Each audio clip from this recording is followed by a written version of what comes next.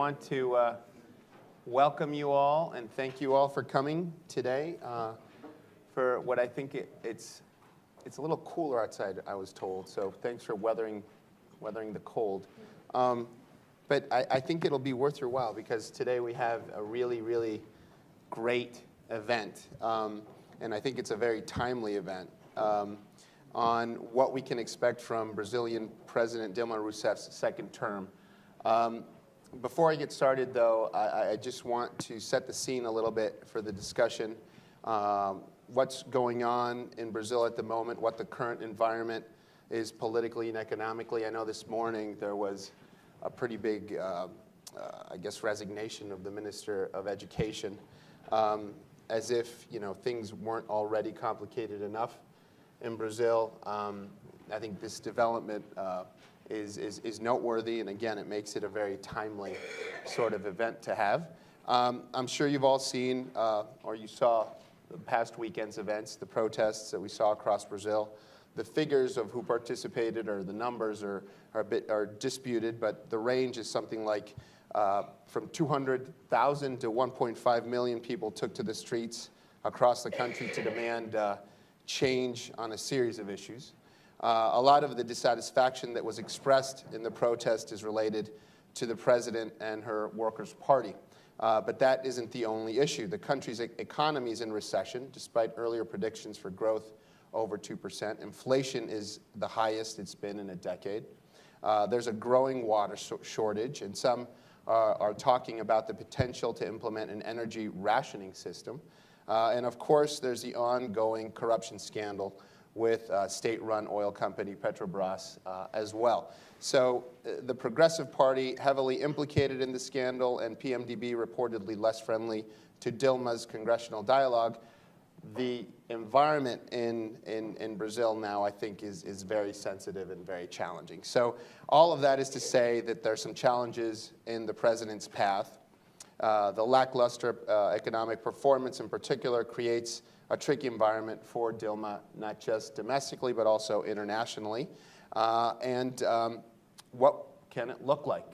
What can we expect from the short term?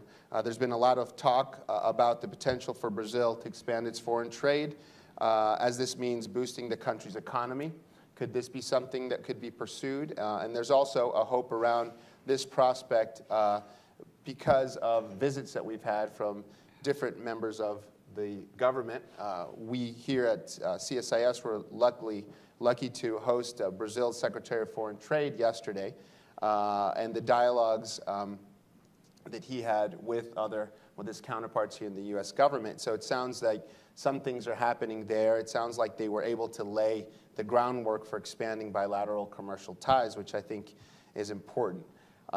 It's also important to recognize that the dialogues alone are an important gesture of the willingness to expand bilateral trade cooperation for both sides and really sort of normalize this relationship that I think has had some tension and some challenges during the past year. They have the potential to set a new tone, and this troubled, I think, bilateral relationship could be entering into a new phase. So we have to keep the broader context in mind, of course, with what's happening in Brazil. Yes, expanded trade with the U.S. has the potential to help revitalize the Brazilian economy and shift focus away from some of the problems at home, if that is what the president pursues. But the turmoil has to be taken into account. And that's why we have these two just fine. I was looking for the right adjective here, but these really just choice experts to talk about this today, to talk about if this is an opportunity to improve Brazil's economy while drawing the focus away from Brazilian domestic problems, or if the unrest is going to stop that from occurring. So to talk about this today, we have Hussein Kalut, that is a scholar and PhD candidate at Harvard University's Weatherhead Center for International Affairs. Prior to starting at Harvard, Hussein worked throughout Brazil's public administration as a senior consultant at the Ministry of Foreign Affairs, as the head of international affairs at the Supreme Court and as the Director General of the Department for International Legal Cooperation in Brazil's Office of the Prosecutor General. You have, I think, his bio, and you can see how truly gifted he is. He's co-authored publications here at CSIS. I'm really happy that he's a senior associate here, and he was able to visit us from Cambridge. We also have João Augusto de Castro Neves, whose reputation, I think, precedes him. He's head of the Latin America team at Eurasia Group. Before his current position, João worked for 10 years in political risk analysis and advisory for global markets, corporate, energy, and government clients in the US and in Brazil. He's written extensively. You're likely, whenever you see things about Brazil in the major newspapers, you're likely to see his voice, his quotes, his opinions, which are valued highly and which I value especially. So I'm really happy to have both of you here. Just a reminder to all of you, we're on the record this afternoon. We're webcasting, so whenever we go to questions from the crowd, remember there are thousands and thousands of people watching you right now. So without further ado, I'm going to do this a little differently than in the past. Usually what we do is we allow for our invitees to have sort of an opening statement. I'm sure, both of these folks have views and have impressions on what's happening in Brazil. I'm going to try to direct the discussion a little bit more, and I'm going to try to put some provocative questions and get you guys to give us insight on how you see the situation. I think I'm going to start with João. I want to get some views from you, get you to kick this off a little bit. Tell us a little bit more, with more depth, about the economic challenges that you think Brazil is facing. How bad is it? Where do you see that things might improve? Do you think that the judgments out there are overdone, or what would you feel objectively would be the correct assessment of what's happening in Brazil? No, first and foremost, thanks, Carl, Sure. for the invitation, and pleasure to be here, my good friend Hussein. I think that the obvious thing to say is that it's really bad, right? Given the headlines that we've seen out of Brazil over the last several weeks or months, or some would say a couple of years. The bad news is that we're definitely headed into a very tough, at least 2015. I think it's a very tough year, both from a political and economic perspective. Many challenges ahead. No easy way out of where Brazil is currently. But the good news, I think, and that's where we look beyond the haze of the near term and all these negative headlines from Brazil, is that there has been a clear change from within the government, within President Rousseff herself, to implement a course correction, right? If you look at her first 4 years, let's say that her second term, her second mandate will be the mirror image of her first. And what do I mean by this? Her first term in office was basically, a government that was very suspicious with its relationship towards the private sector, kind of strong-arming the private sector. There are many examples of protectionism, local content requirements across the board, many different sectors. And at the same time, a president that was, throughout most of her first 4 years in office, strong politically, right? What we see now in the second term, I think, and we see more and more, is a president that is much more willing to correct the course, although she's not going to be publicly endorsing this course correction. But at the same time, she will be weaker politically, meaning that her capacity to implement this course correction will diminish over time. But overall, we do think that there are some reasons that, institutionally, and we can talk more about this, that Brazil, despite all the chatter, that there are some institutional characteristics in Brazil that kind of channel policymaking towards more moderation, right? Especially, this is important, especially if you compare Brazil with some of our neighbors, where their policy swings go from one extreme to the other.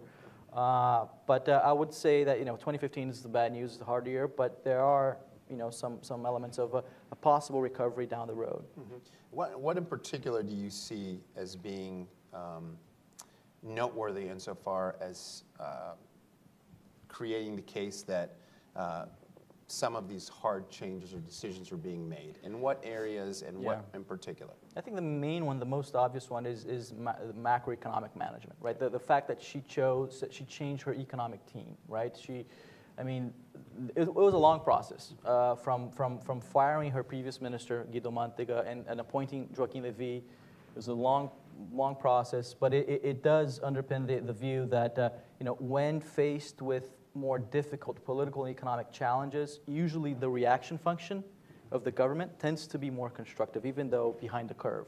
So appointment of Levy was positive. Levy's first measures in terms of putting the order in the house, fiscal policy, have been positive as well, even though there will be some watering down of all these measures that has been announcing.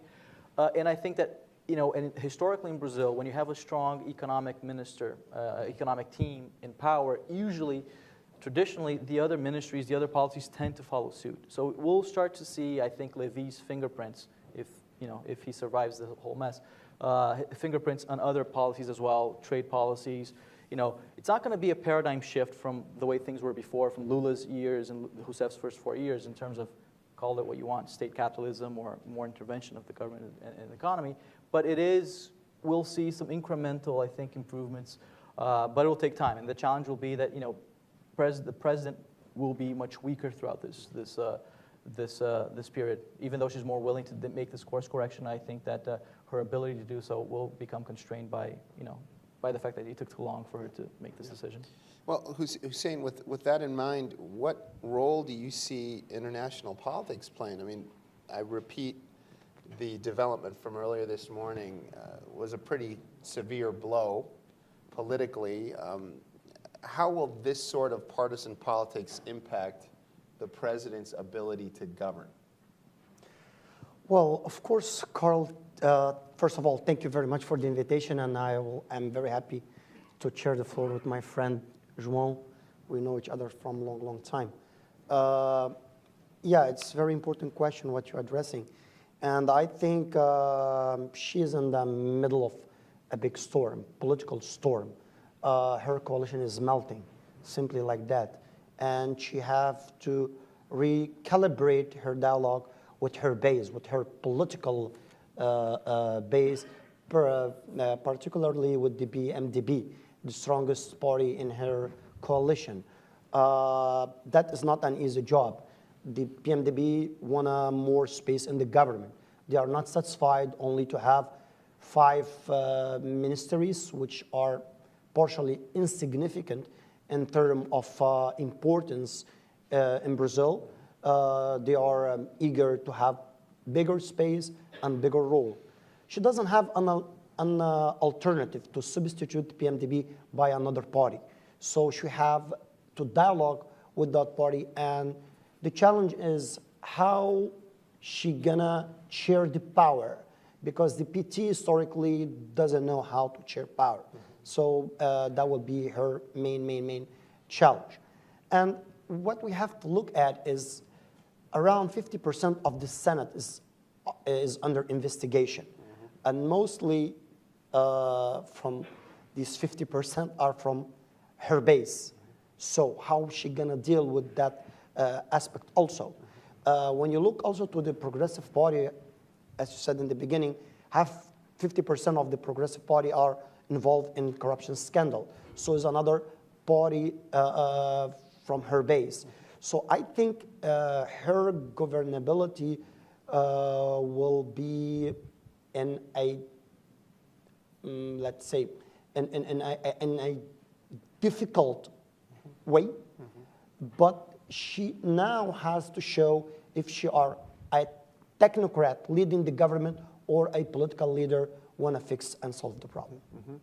And with all of these issues and all these problems, I'm going to pick on Hussein before and feel free to come back to it, but with all of these issues, all these problems, is there any time, any interest in dealing with foreign affairs? Is this secondary, tertiary? Where does it fit?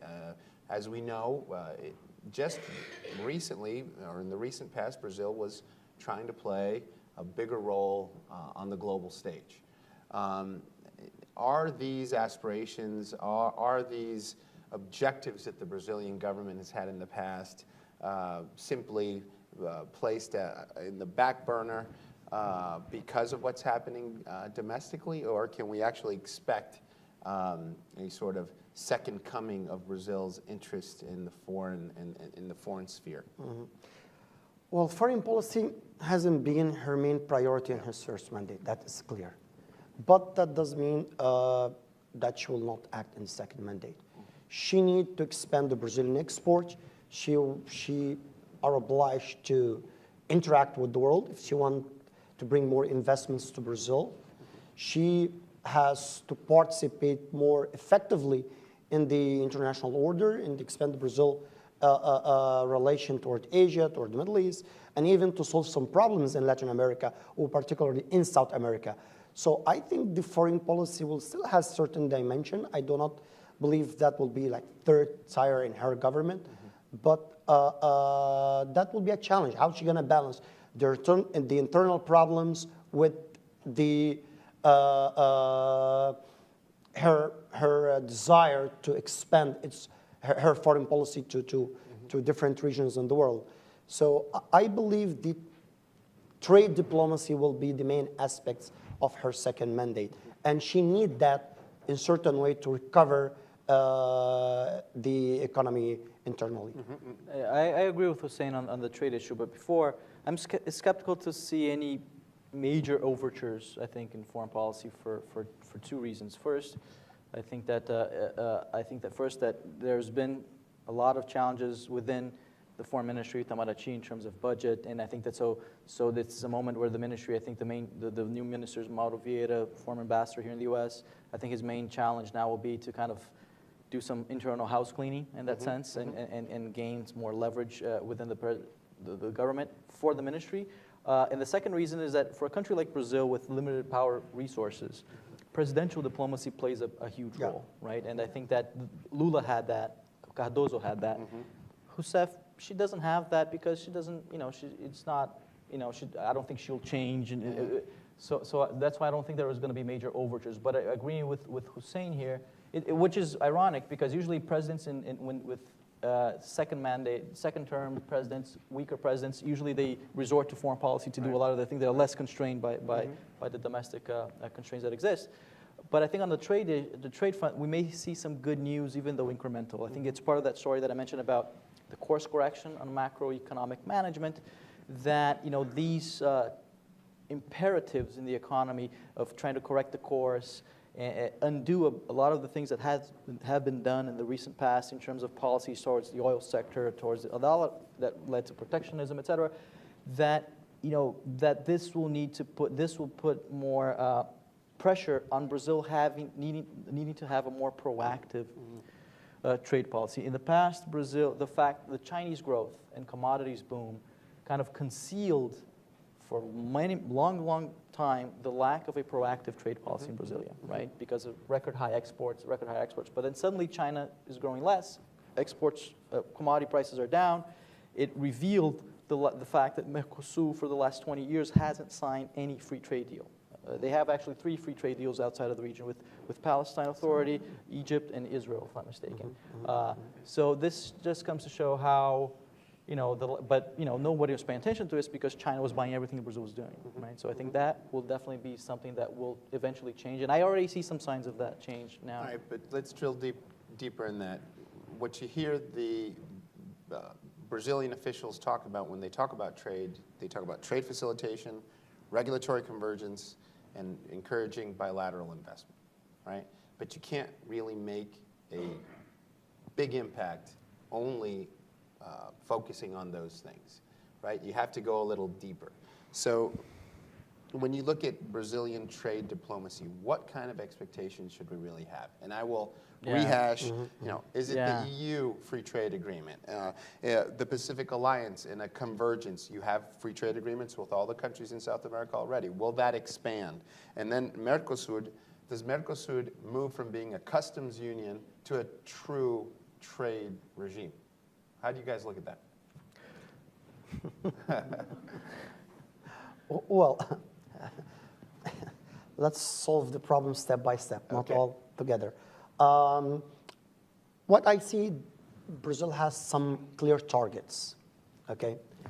We cannot play in all fronts at the same time, and you cannot make all of them as a main priority at the same time. So I think the relation with the United States and a deep approach in commercial terms is one of the key aspects of her trade diplomacy. Secondly, the expansion toward Asia, mainly China, India, Japan, and Korea. So that is the second focus. Third focus, she's going to the Middle East this year, probably in the second semester to Saudi Arabia. So that represents ultimately certain trade relations. Of course, the bilateral agreement between Mercosur and the European Union is a very good sign. So I think she has a wide range of areas and alternatives to play a international trade role, which is very good. What will be the results? We don't know, but I guess will be better than the last 4 years. I think in addition to the commodities, the price of commodities and Chinese growth, I think there are other more external factors that will influence a lot on where Brazil goes in terms of trade policy. I think that the Trans-Pacific Partnership initiative led by the U.S. and also the transatlantic, the TTIP with the European Union, I think that if those two major initiatives, if they go forward, they could eventually relegate Brazil's two main trade priorities over the last 2-3 decades to near irrelevance, right? One, it's the WTO, right? Because if you do have a TPP and a TTIP, you have a big chunk of the world's economy negotiating at a WTO plus levels, right? And essentially, Brazil has put a lot of eggs on the WTO, on the Doha round basket. And the second one is the TTIP. It overlaps too many TPs. The TTP overlaps a lot with Latin America and the Pacific Alliance front, right? And it does tend to, if it goes forward, you know, I wrote about this before, kind of it tends to recreate that Tordesillas line, you know, in the region, kind of dividing, instead of Spanish and Portuguese America, dividing more open trade countries and more protectionist countries. And it does tend to, Brazil tends to lose on multiple fronts here. So there is a big external factor there. But I mean, to your point, yes, I mean, I think that there's a third rail of Brazilian politics that you don't mention free trade, right? So you're not, but anyway, I think there's some incremental movements with the European Union particularly that may create a momentum where Brazil now is accepting, at least to put on the table, things that they weren't accepting a few years ago, like procurement and other issues. And interesting with the Brazil-U.S. relations. Before, it used to be kind of an asymmetric relationship, right, where the U.S. was the investor in Brazil and wanting to negotiate double taxation, intellectual property, et cetera. But now, if you look at the amount of Brazilian investments in the U.S. as well, Embraer, other companies, it's rising. So Brazil is starting to see the flip side of the coin of also investing in the U.S. You know, and I think that this is a long-term process of kind of being less opposed to intellectual property issues, protection of investments, and among other, and double taxation. Right? And just to sort of close this part of what we're talking about, can you talk, or can either of you talk about some of the challenges? You touched a little bit on it, but I just want to go a little bit more on this. What are the challenges domestically that exist in Brazil when dealing with free trade? We know here, you have, and just to sort of put it out there, you have the folks that focus on market access, and then you have the folks that take advantage of free trade agreements to talk about environmental and labor standards, right? And then you have the interest groups that are aligned with those different things.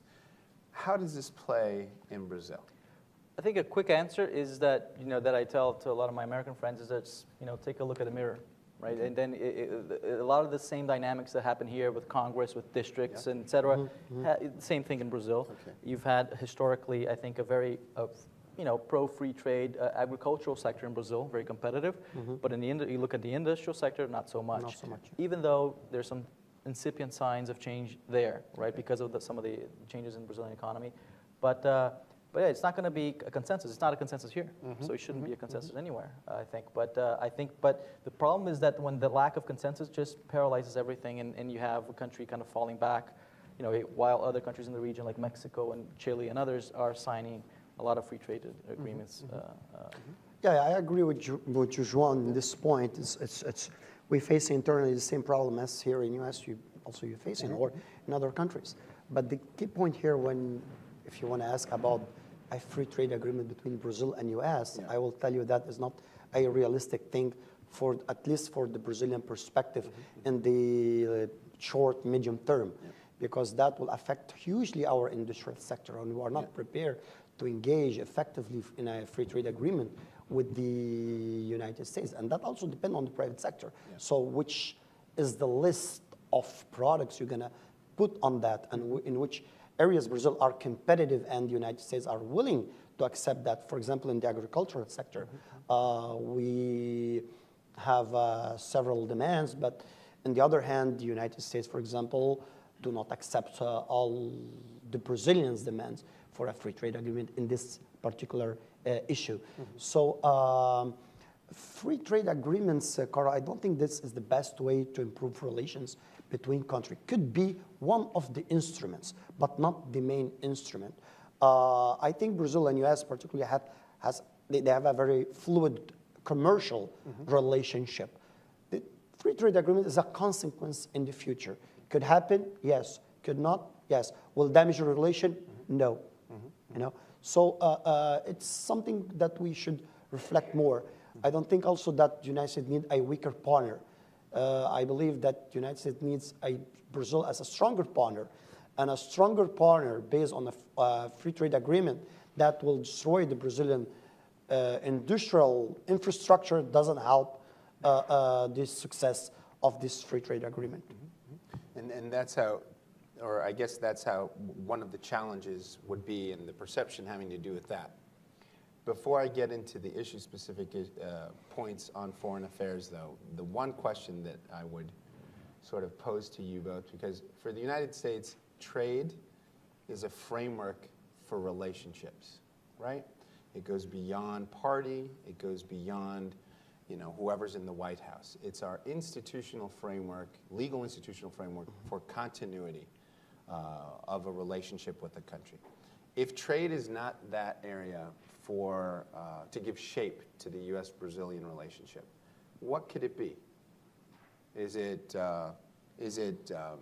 climate change? Is it ethanol? What is it? Is it energy? What, in your view, could that be? And I know, you know, this is one of those issues where I'm sort of asking you to speculate a little bit, but it's so important for this relationship to be able to define the expectations. No, it's hugely important. I fully agree, and I think that if you look at U.S.'s relationship with the major emerging countries or emerging powers, China, Russia, India, there's always a clear topic on the table, right? I mean, with India is the nuclear issue, and with China, you know, the strategic economic dialogue with Russia, you know, just Cold War to give an example, and the remnants of it. And with Brazil, I think with the BRICS, for example, is the one country where there's no clear axis, so there's no clear topic in the agenda. But you touched upon a few, like environmental issues, yes. I mean, there are a lot of areas where they could cooperate, and energy. I think the challenges of dealing with energy in the world today, I think, again, could be a topic that they could build upon. And I wouldn't go straight with trade. I think for Brazil, trade, it's not a major, I think it's not the framework. I think the framework begins with more kind of broader ideas. I mean, especially when you look at the Mercosur, it wasn't built on a trade agreement. Right. Mercosur was actually, the trade agreement was actually a result of a nuclear rapprochement in the late 70s, et cetera, et cetera. But you know, but I do think that it is a relationship that is seeking a label, right? I mean, that goes beyond the well-known label of benign indifference, right? That has been kind of a, you know, it's a nice catchy phrase, but enough of it, right? So I think it's time to find a new. But I think there's some multilateral issues that could be evolved. But I don't know. I don't see any. Leave to Hussein. I think Hussein has the answer. No, I don't have the answer precisely.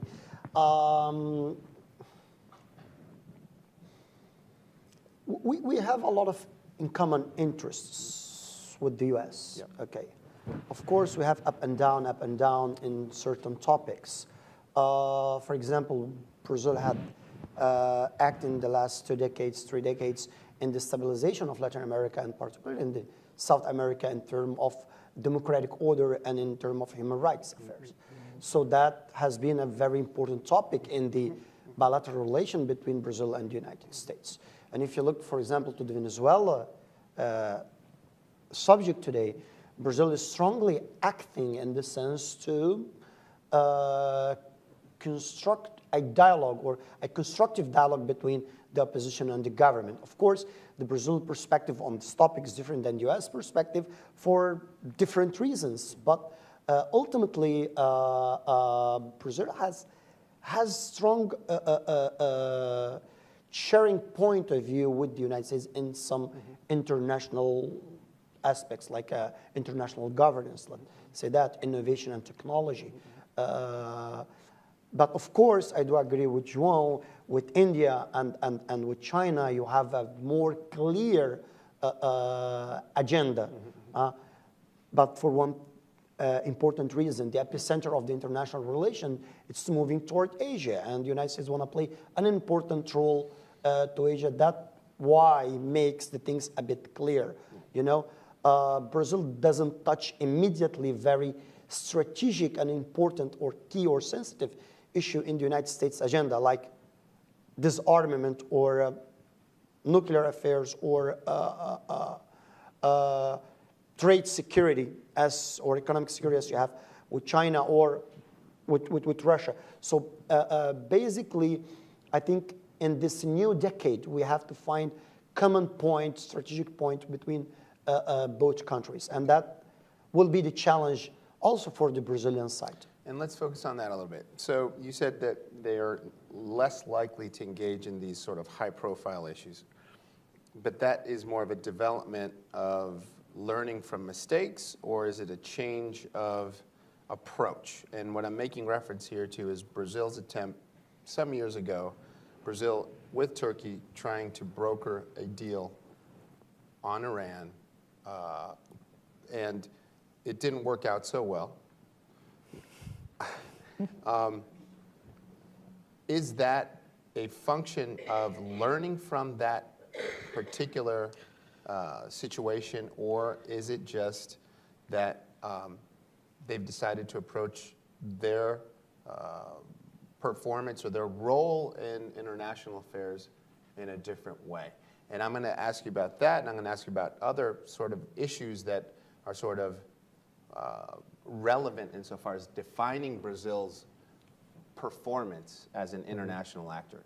Tell me, what do you think about that? Okay, let's go step by step in this. Because I would say, before you get to it, it's helpful for us to understand, we might not agree on the outcome of the act or where we end up on a particular issue, but I think it's very important to understand why Brazil has the background assumptions, or why the United States has the background assumptions on a series of issues. In this case, it's the Iran issue. It could be the Venezuela issue. It could be Russia. But I want to get your sense of the why Brazil feels or wants to act in a particular way with some of these big issues. First of all, Brazil has a new political latitude in the international order. We cannot ignore that at all, okay? And Brazil is trying to understand its capability to play important roles, at the same time to play in important matters. One of the most, or the biggest ability of Brazil, it's the mediation, and especially the mediation of conflicts. From 18 United Nations peace building missions, we are participating in 10, more than they have.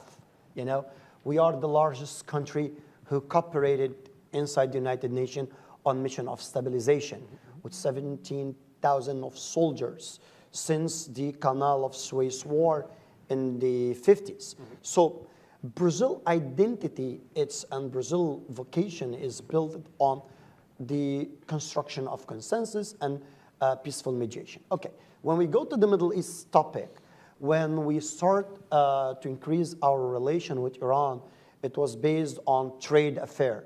We were expanding, we were finding different markets in the international arena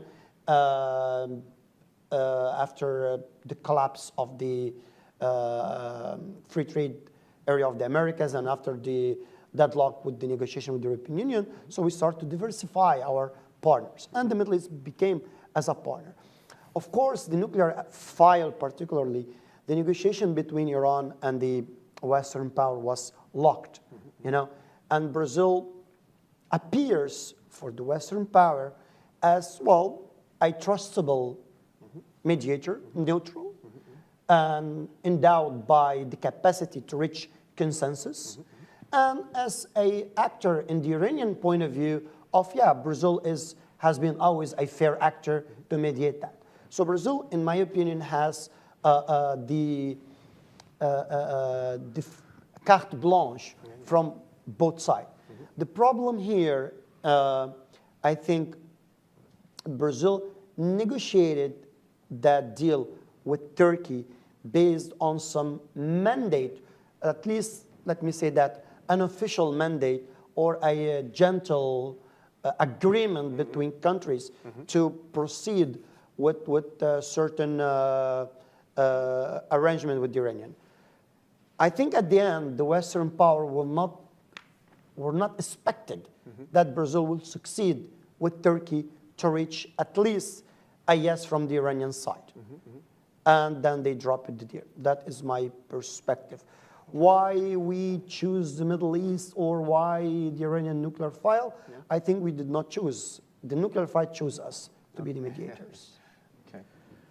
You know, I think building on what Hussein said, you know, I think that there's a learning process between both sides, right? I think in Washington and Brazil, I think Washington needs to understand that assertiveness does not translate directly into anti-Americanism, right? Number one. And for Brazilia's side, you know, if they do want to be a part of these big issues, they need to follow through and explain maybe more clearly. In the case of Iran, I think that Brazil had an experience, similar experience in the 70s, right, of facing sanctions, and that experience that did not work, in quite the contrary, almost pushed Brazil to have a nuclear bomb. So I think that Brazil felt that historic experience of you know, bringing that to the table. Maybe it wasn't voiced correctly, so I think that that's part of, you know, the issues also with the Brazilian. How the Brazilian government and how they frame their long-term goals and how they voice these goals.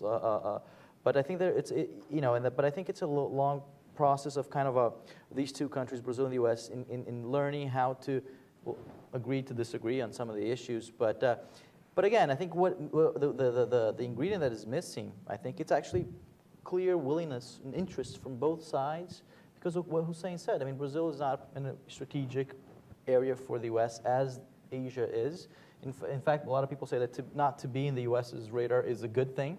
So that's important. That's important point to highlight. But again, let's remember here. I mean, in 1998, the same year that Brazil ratified the Non-Proliferation Treaty, India exploded nuclear artifacts. And there was a huge outcry here in the U.S. Secretary of State Madeleine Albright saying, India is the example not to follow. 6 years later, nuclear agreement between India and the U.S., and Brazil felt that by this, the U.S. is sending a sign that it's worthy for you not to follow multilateral rules that the U.S. helped establish. So, you know, I would say those are mixed messages. Okay. Right? Okay. Before I sort of open it up to folks, just want to ask you one question that I think is very timely. We're going to have the Summit of the Americas on the 10th, 11th of April, and it seems to be a very charged summit, potentially, with a block of countries that are supportive of the approach the United States is taking with Venezuela, and a group of countries that are not. I'm not going to name them.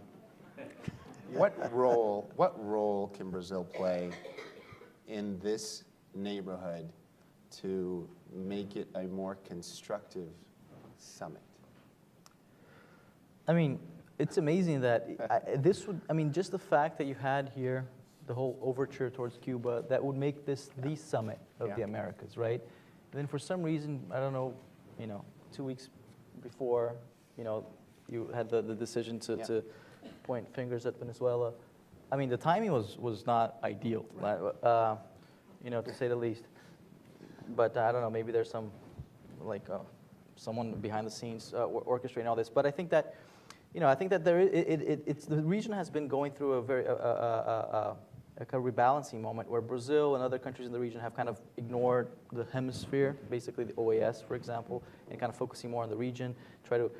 Brazil's neighborhood is not even Latin America anymore. They consider it's South America, right? So I think that I don't think that's necessarily bad. I think that it's not kind of new institutions against another institution, but so this is kind of just to show that the importance given by a lot of these countries that oppose, some of the U.S. overtures in the region to the hemispheric framework is diminishing, I think, right, with a few exceptions. But I don't know. I was kind of frustrated to see, when first the news came out of the kind of thawing of relationship between the U.S. and Cuba, that would mean, wow, this is a great opportunity for the U.S. to kind of, put everyone on the table in the Americas, the 35 countries in the region, to kind of come together. But then, there's always a rock, I think, in the middle, and I think this time around is Maduro, and I think that's going to be an interesting factor that will pressure Rousseff, I think, in Brazil, to make a decision, because Brazil has also a lot to lose in Venezuela as well, interests, and I think that the risk is that once again you had Honduras, Paraguay, Venezuela before, these two countries, Brazil and the U.S., always in different pages. Okay. I think, Well, not related to the OAS, I think since the last 5 decades, the U.S. made from this organization a very peripheral organization. And why this organization lost its importance for the majority of the countries. Why Brazil and others, they are more focusing on the CELAC or in the UNASUR space. So to make from the OAS an important organization, that ultimately will depend how the United States want to look to the OAS. So this is one point. Could be the Conference of the Americas, but could be one more conference with empty framework, with nonsense document, and that's it. I don't think particularly that the OAS is the right mechanism to solve or to fix the Venezuelan problem. This is a very important point for 2 reasons. One reason is the United States conception of leadership is different than the Brazil conception of leadership. Of course, the United States has a lot of resources, and leadership in the perception of the United States is more coercive, sanction, and constraining the power of the determined group. Carrots and forcing. sticks. Carrots and sticks. Yes. So in the Brazilian, we are not endowed with the same elements, but also our diplomacy is more based on the dialogue. Insisting on the dialogue, negotiation, and exhaustive negotiation until the end. So our perception of leadership, and especially in South America, and we know how this sensibility it is to deal with certain countries, it's always to keep the dialogue with both sides. We know, of course, several Brazilian officials could not assume that they agree with whatever Maduro is doing. Yeah, of course, they do not agree with what Maduro is doing, but sometimes they cannot say that publicly. And what they do, they act on the diplomatic way to try to force Maduro to understand that this is a democratic role, and there is democratic responsibility inside of Mercosur or inside of the UNASUR also. So Brazil's way to deal with Venezuela is to play double role with the government and with the opposition, and to find a possible midterm that will lead the country for a reasonable stabilization, and that will depend on different instruments for Brazil perspective rather than in the United States perspective. Okay. We're going to go over to folks in the audience here if you have questions. If you could just first say who you are and then get your question, if we could have the microphone up here. Thank you. I'm Tom Reckford with the Foreign Policy Discussion Group. What about Lula in all of this? Is he waiting in the wings to be called back to rescue Brazil from its terrible problems? Do you expect him to be president again someday? I wrote a note for clients 2 years ago with its following title, Waiting for Lula, essentially making reference to Beckett's play that, he's never going to come.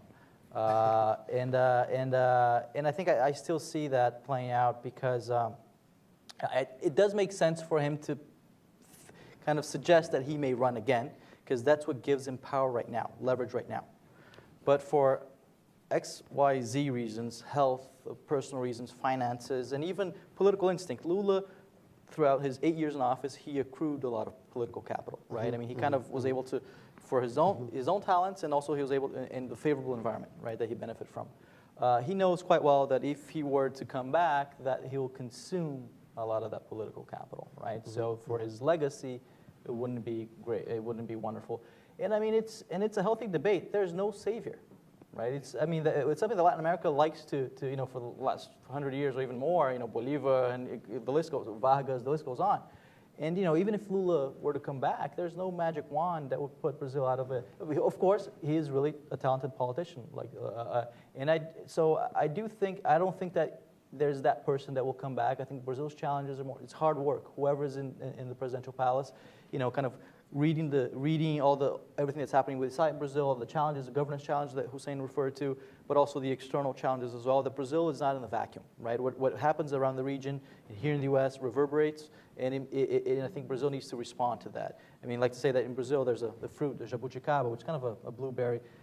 Like there's a saying in Brazil that everything that happens in Brazil is jabuticaba. It only happens in Brazil.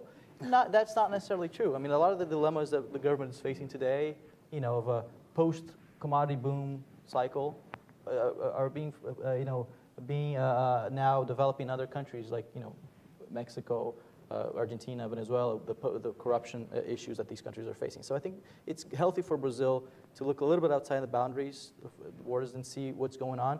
But but to answer your question, I don't think Lula, will come back, and I don't think he wants to come back, to be honest. Yeah, but just to complement what João has said, that if you look in the last elections, and if you look at the number of voters that they voted for the Labour Party or for the Social Democrat, the difference is in decreasing every election. Yeah. So the last election, the difference was like around 3 million of vote. The first election of Dilma in 2010 was like around 12 million of vote. When Lula won, the difference was 20 million of votes. So that suggests something. That suggests that will be an alternance in power. And I don't think Lula particularly will risk to go for an election, the fifth election of the Labour Party, already with a not stable scenario. Yeah. I don't think that he will risk. So my prediction, I don't think I agree totally with João. He has certain political capital, but he will expend all his political capital in one shot. Yeah. And I don't think that will be very clever. And complementing what Hussein said, I mean, all the success of those 8 years that he was in office, and in Rousseff's first few years, that formula doesn't work anymore, yeah. Right? I mean, it was kind of you had the economic cycle that led to a political cycle, hyper-popularity, a lot of triggered by, credit expansion, Bolsa Familia, all those social cash transfer programs were huge, successful, emergence of a middle class, but now that reached a peak, right, a limit, an exhaustion point. Yeah. So it's a qualitative leap, I think, that now for those people, the middle classes, it's not about only goods and credit and money, it's also about the services that makes those goods useful, right? And that's the big debate now. And actually, the people will not vote for Lula because it's Lula. Well, we have to take into consideration that the political economical model has to change. So, or he will come with a new model, different model, or he will fail. With the same model, he will not be probably likely elected. Yeah. Let me go up here up front.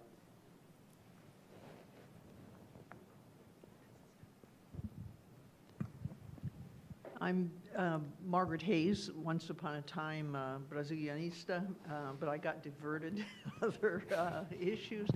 João, I think you just mentioned for the first time in the discussion the word corruption.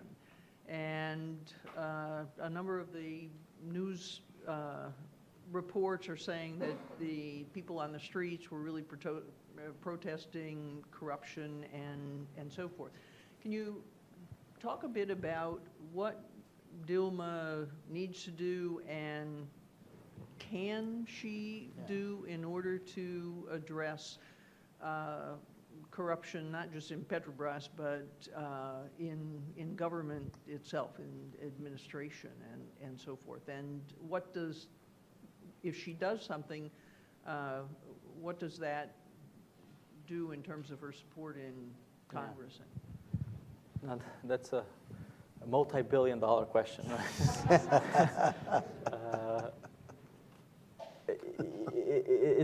I do think that she understands that you need to, tackle corruption. I don't think that you could argue whether she didn't do anything about it back then, but I don't think that, I think she's honest, right? I think that she's probably mad as hell that she was that she maybe realized how big the scheme was and she was out of the loop and all that.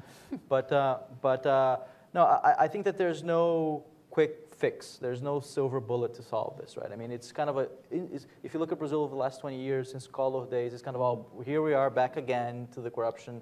But I think I see progress, 2 steps forward and 1 step back kind of thing. Brazil has had a lot of institutional progress. It's an independent judiciary, right?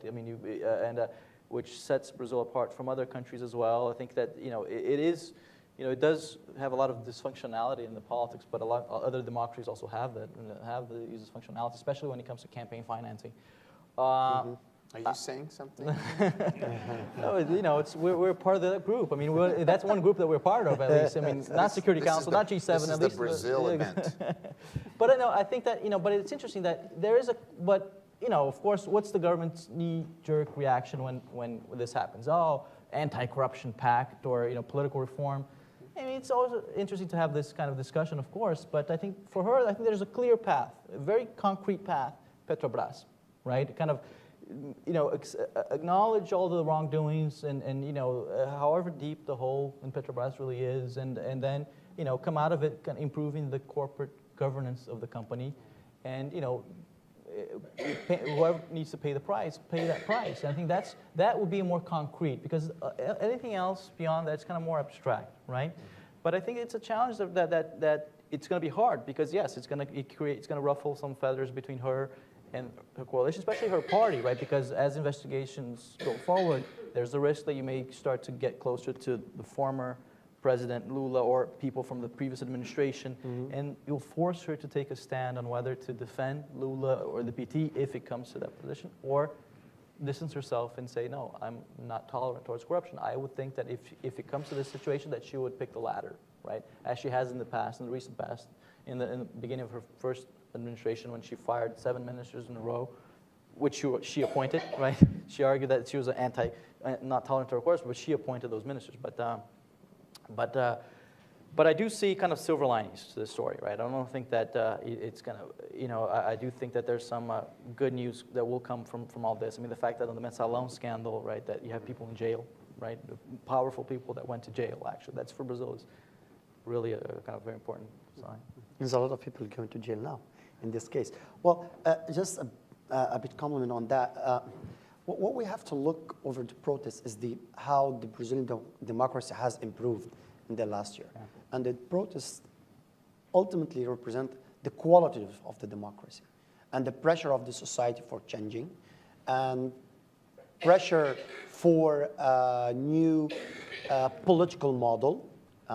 So these signs is very important. And if we look to the Petrobras case particularly, what is scaring is the number of private companies are involved, not politicians, private companies. So that is also a very revealing point, and that is the process of the modernization of the state and the improvement of the quality of democracy and governability and what else.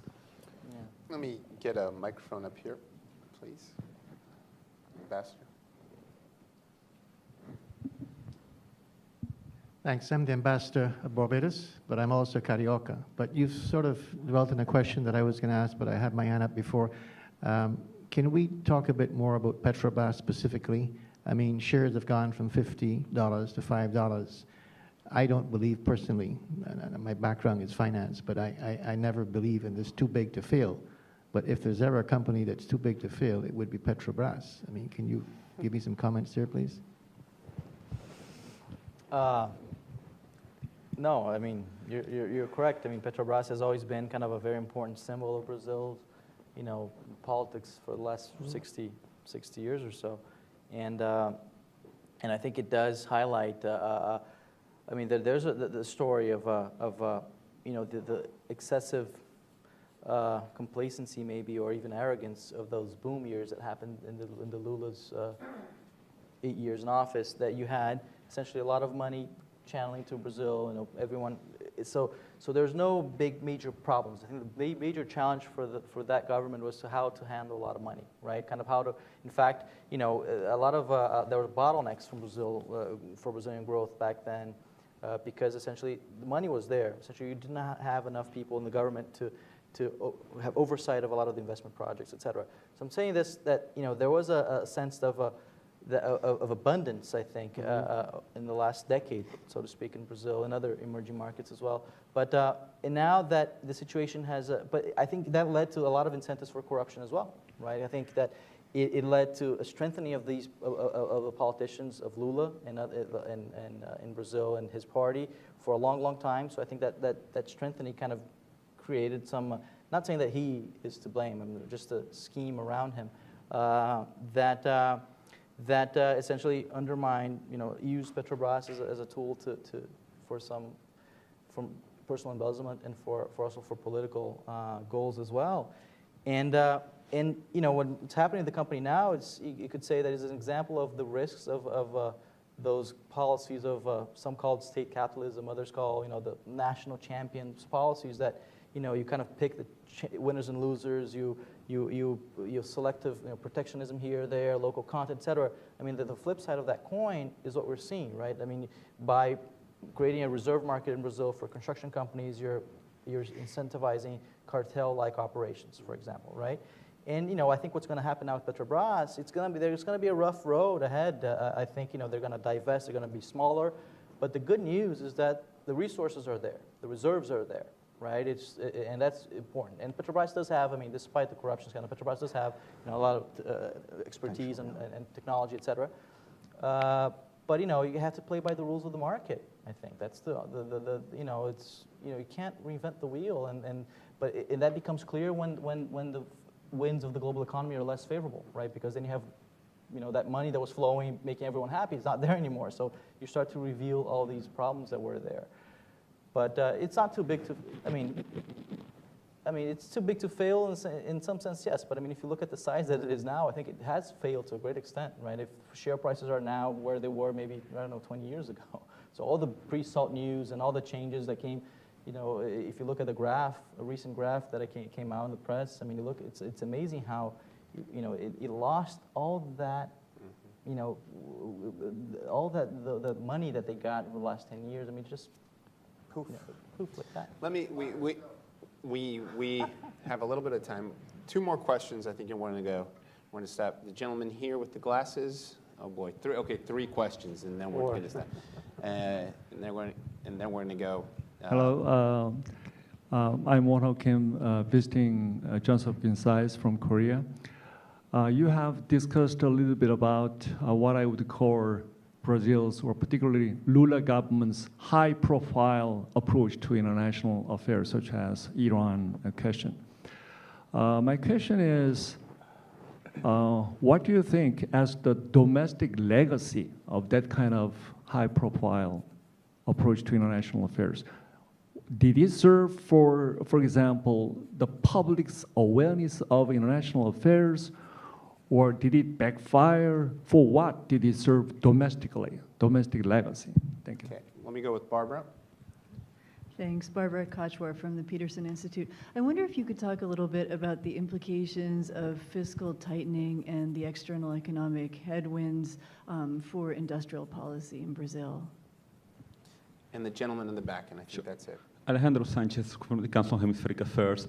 2 quick questions. What do you think is going to be Dilma's relationship with the military for a second term? Will the military continue to have a blank check to buy whatever equipment it wants, either whether it is Swedish warplanes, a nuclear-powered submarine from France, or a brand new carrier that they're trying to fix again? My second question would be about BRICS. That was supposed to be Dilma's pet project. They just had the summit over in Fortaleza last year where they finally agreed on the development bank. Do you think that President Dilma is going to maintain her interest in that particular initiative? Thank you. Okay, so let's go with the international stuff with the military and with the BRICS with Hussein, and then we're going to come back to you, and I guess the domestic importance of foreign affairs for Hussein, and then we'll come back to you with implications of the fiscal situation in the industrial question. Yeah. Well, about the impact of international politics or international affairs in the domestic things, I think it's really important when we talk about public diplomacy. Of course, Brazil, the Brazilian citizens today, they look more carefully about Brazil foreign policy, about Brazil's steps.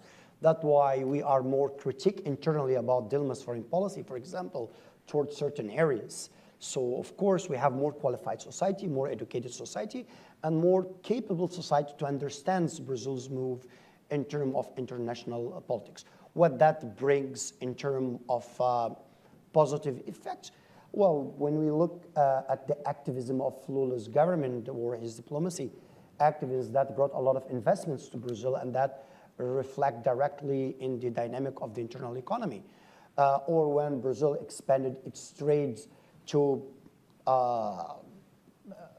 Middle Eastern area, Africa, or Asia, you will see some people, some very small companies in the northeast of Brazil, they will never had access or they never imagined to export their very smally good things to abroad. Yeah, effectively, I think foreign policy has an impact on internal domestic affairs.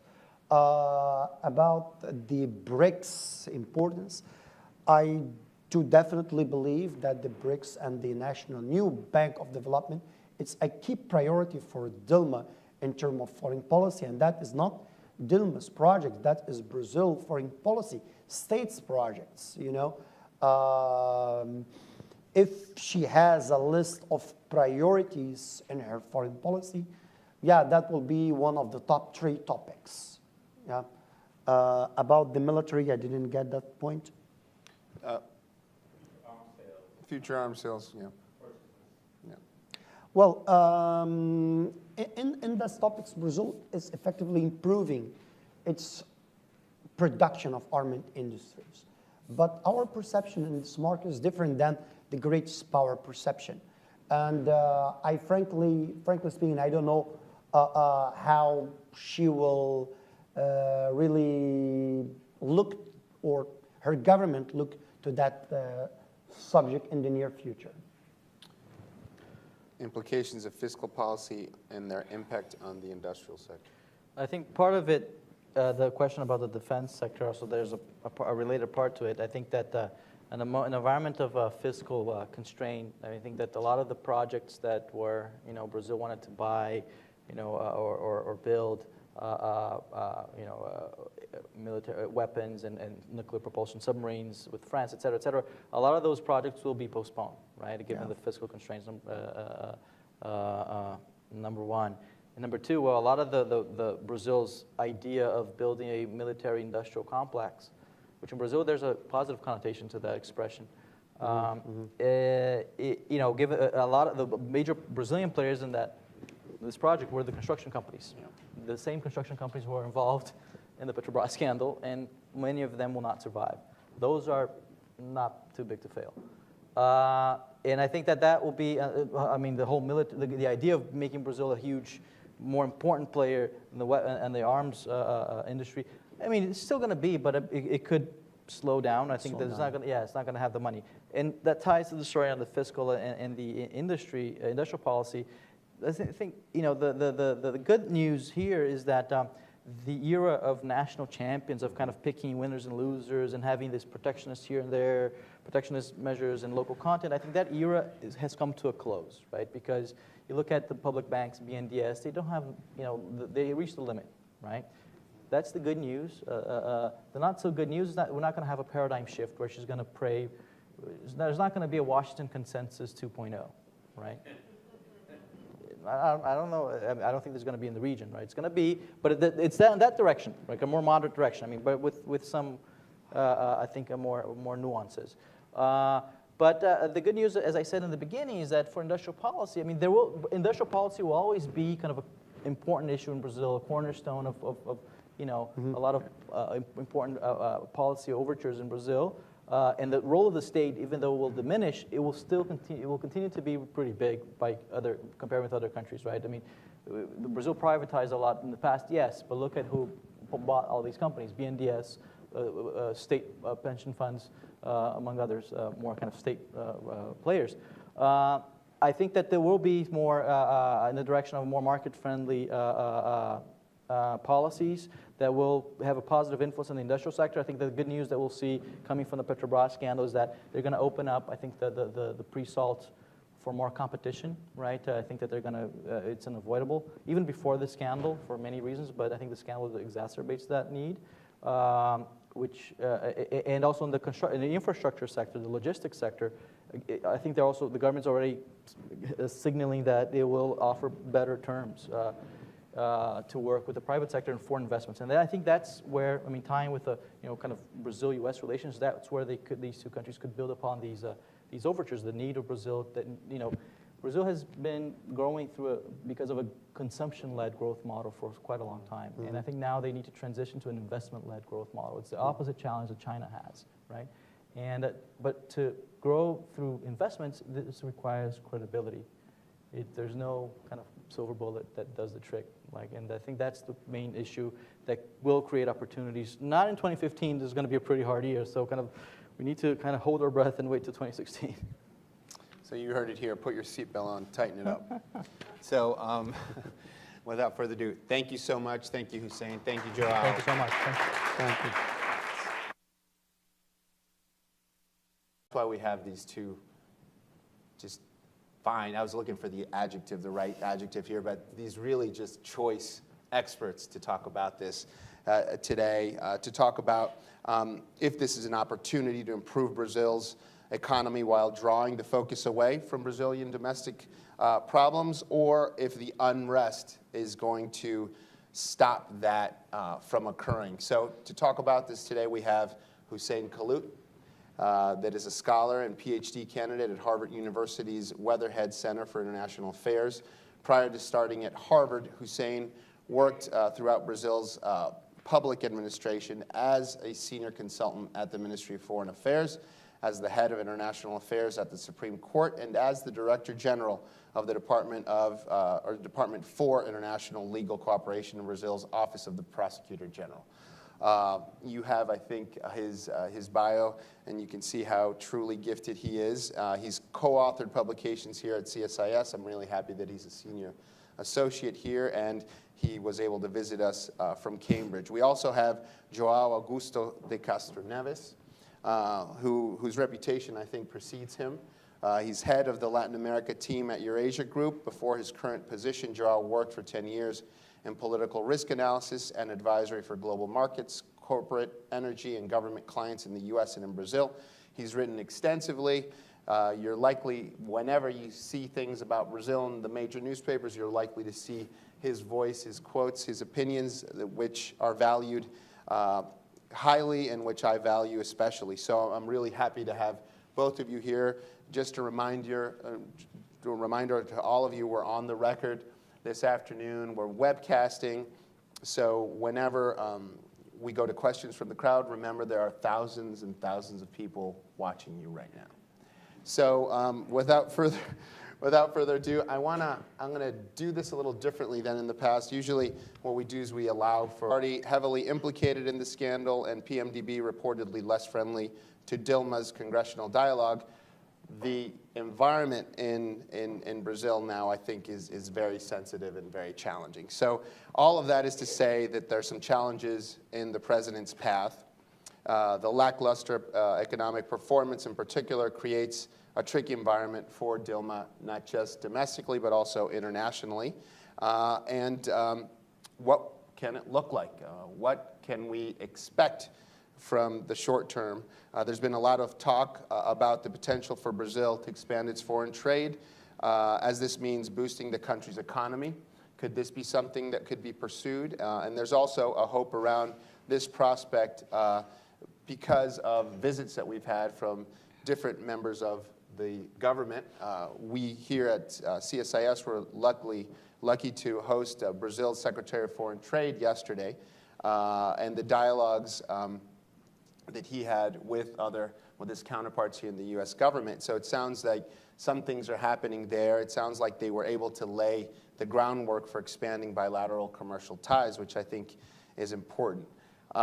It's also important to recognize that the dialogues alone are an important gesture of the willingness to expand bilateral trade cooperation for both sides and really sort of normalize this relationship that I think has had some tension and some challenges during the past year. They have the potential to set a new tone, and this troubled, I think, bilateral relationship could be entering into a new phase. So we have to keep the broader context in mind, of course, with what's happening in Brazil. Yes, expanded trade with the U.S. has the potential to help revitalize the Brazilian economy and shift focus away from some of the problems at home, if that is what the president pursues. But the turmoil has to be taken into account. And that's where our invitees to have sort of an opening statement. I'm sure, both of these folks have views and have impressions on what's happening in Brazil. I'm going to try to direct the discussion a little bit more, and I'm going to try to put some provocative questions and get you guys to give us insight on how you see the situation. I think I'm going to start with Joao. I want to get some views from you, get you to kick this off a little bit. Tell us a little bit more, with more depth, about the economic challenges that you think Brazil is facing. How bad is it? Where do you see that things might improve? Do you think that the judgments out there are overdone? Or what would you feel objectively would be the correct assessment of what's happening in Brazil? No, first and foremost, thanks, Carl, for the invitation, and pleasure to be here, my good friend Hussein. I think that the obvious thing to say is that it's really bad, right? Given the headlines that we've seen out of Brazil over the last several weeks or months, or some would say a couple of years. The bad news is that we're definitely headed into a very tough, at least 2015. I think it's a very tough year, both from a political and economic perspective. Many challenges ahead, no easy way out of where Brazil is currently. But the good news, I think, and that's where we look beyond the haze of the near term and all these negative headlines from Brazil, is that there has been a clear change from within the government, within President Rousseff herself, to implement a course correction, right? If you look at her first 4 years, let's say that her second term, her second mandate will be the mirror image of her first. And what do I mean by this? Her first term in office was basically, a government that was very suspicious. It's with this relationship towards the private sector, kind of strong-arming the private sector. There are many examples of protectionism, local content requirements across the board, many different sectors. And at the same time, a president that was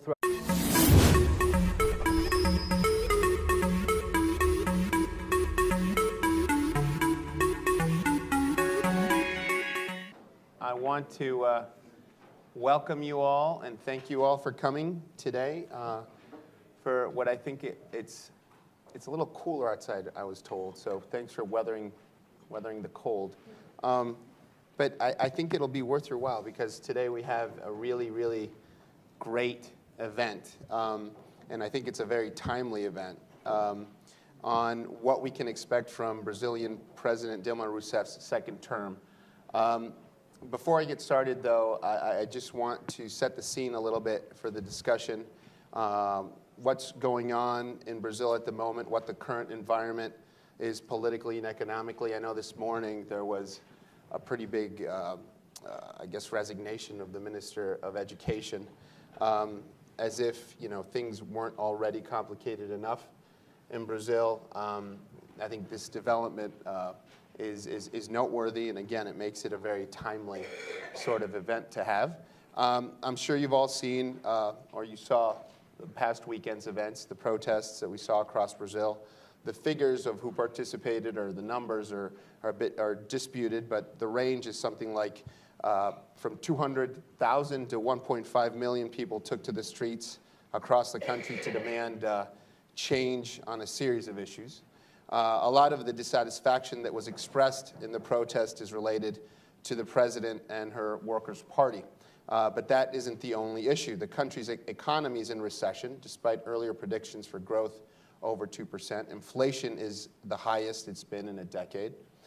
There's a growing water shortage, and some are talking about the potential to implement an energy rationing system. And of course, there's the ongoing corruption scandal with state-run oil company Petrobras as well. So the Progressive Party... Most of her first 4 years in office, strong politically, right? What we see now in the second term, I think, and we see more and more, is a president that is much more willing to correct the course, although she's not going to be publicly endorsing this course correction. But at the same time, she will be weaker politically, meaning that her capacity to implement this course correction will diminish over time. But overall, we do think that there are some reasons that, institutionally, and we can talk more about this, that Brazil, despite all the chatter, that there are some institutional characteristics in Brazil that kind of channel policymaking towards more moderation, right? Especially, this is important, especially if you compare Brazil with some of our neighbors, where their policy swings go from one extreme to the other. But I would say that 2015 is the bad news, it's a hard year, but there are some elements of a possible recovery down the road. Mm-hmm. What in particular do you see as being noteworthy insofar as creating the case that some of these hard changes or decisions are being made? In what areas and what in particular? I think the main one, the most obvious one, is macroeconomic management, right? The fact that she changed her economic team, right?